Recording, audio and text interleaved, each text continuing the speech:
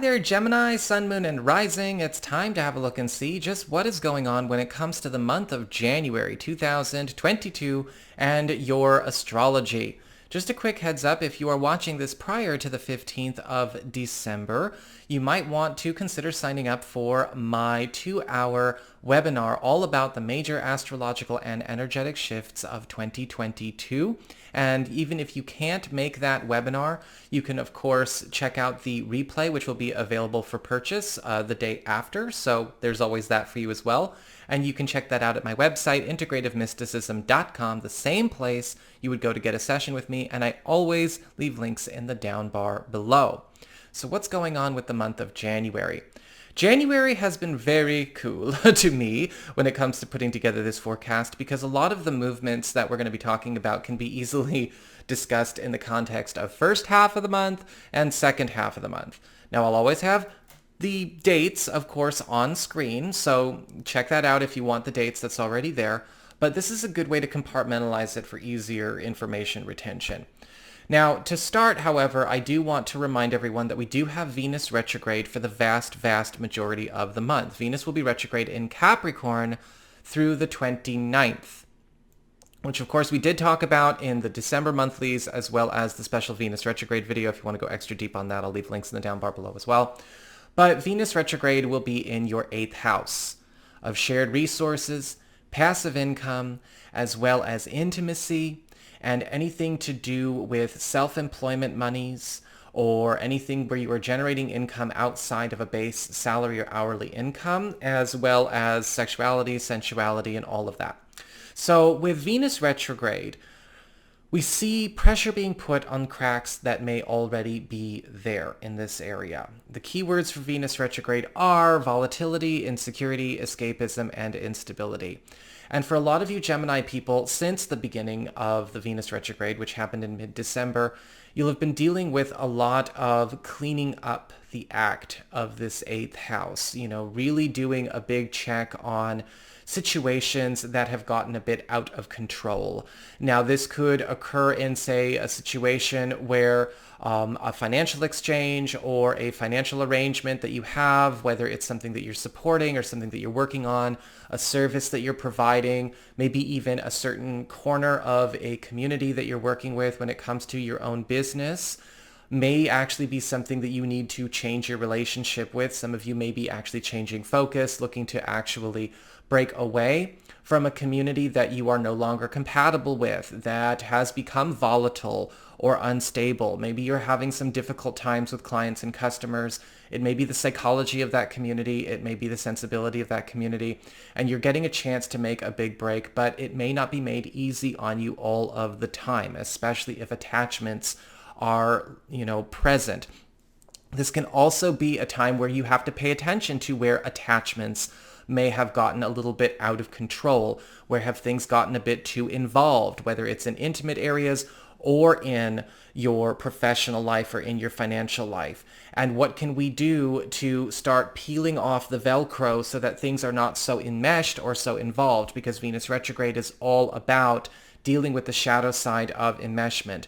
Some of you may have to have some serious talks about issues of escapism or things getting to a place of excess with maybe a certain business plan, an investment, or maybe an exchange you have going on with a partner, or an intimate or erotic experience that you are wishing to change with a partner. There may be an evolution opportunity in love languages.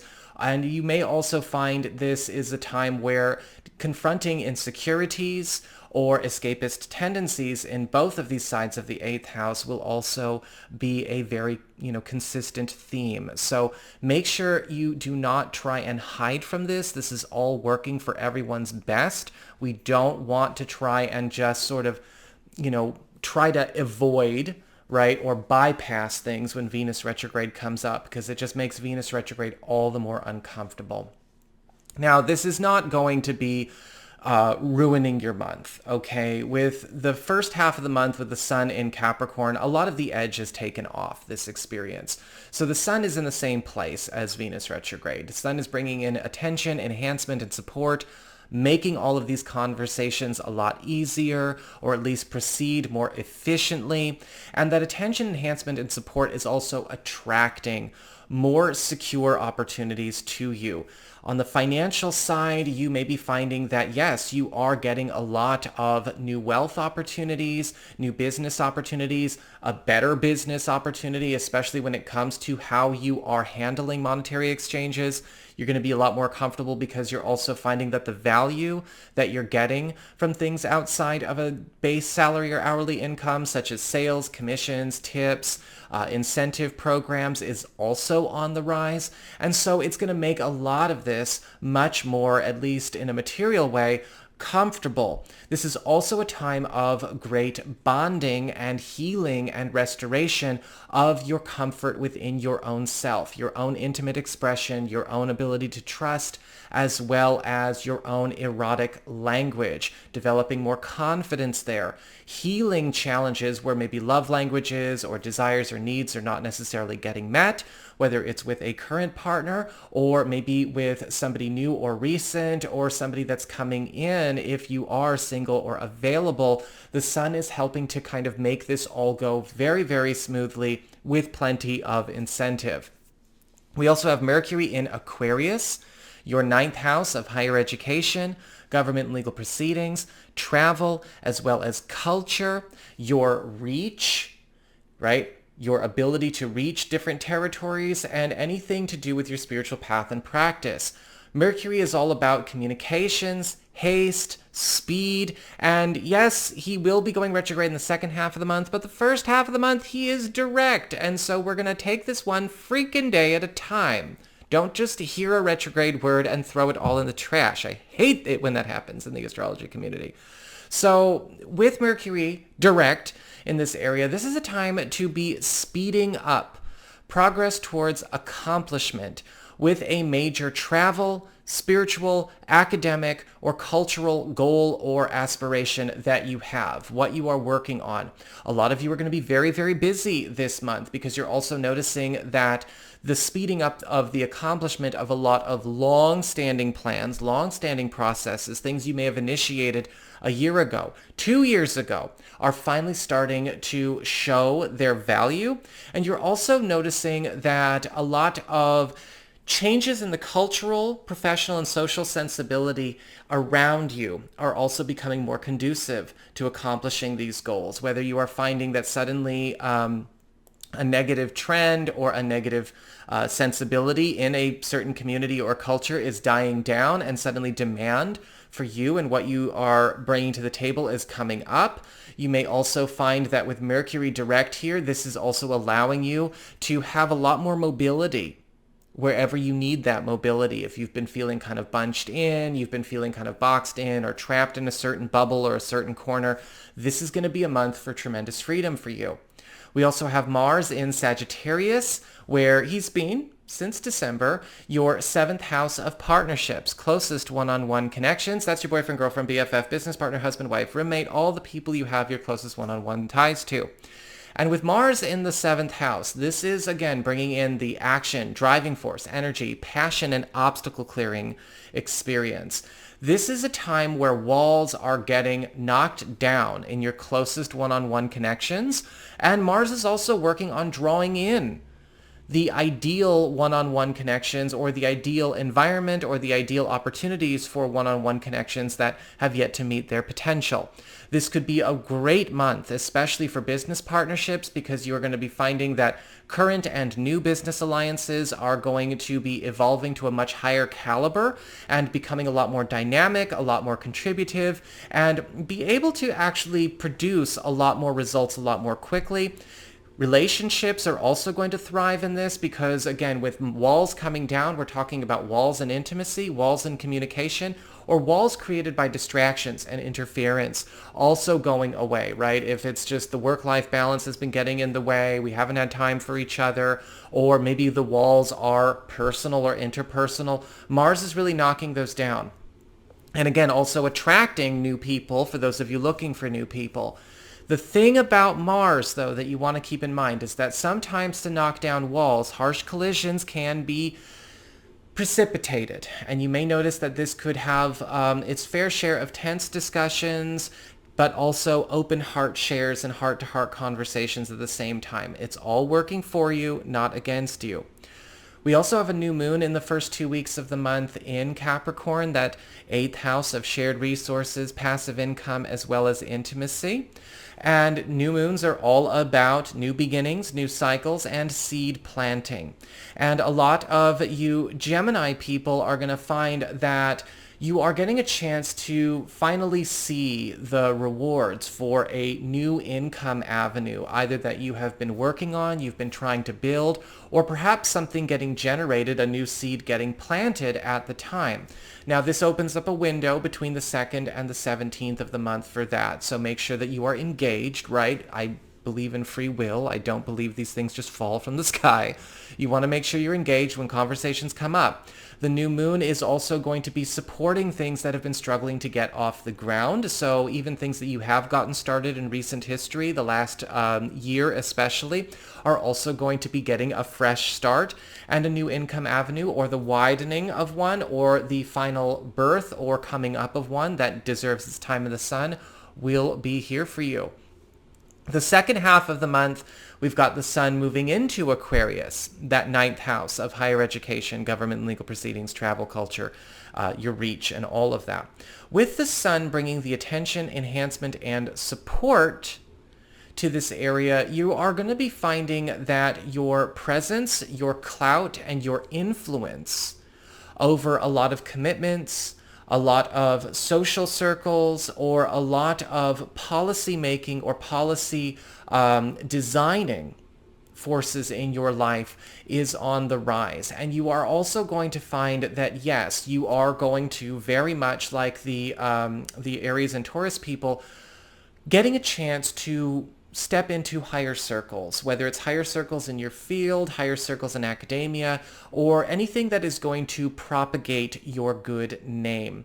This is also a time where, with the sun in Aquarius, you are getting a chance to heal or realign yourself with a deeply personal aspiration as it relates to what you want to provide to the world, or a height you'd like to reach in your career or your spiritual path and practice. And so a big jump is in it for you. And this is not just the second half of this month, but also the first half of February. We also have Mars moving into Capricorn, that 8th house we spoke about before.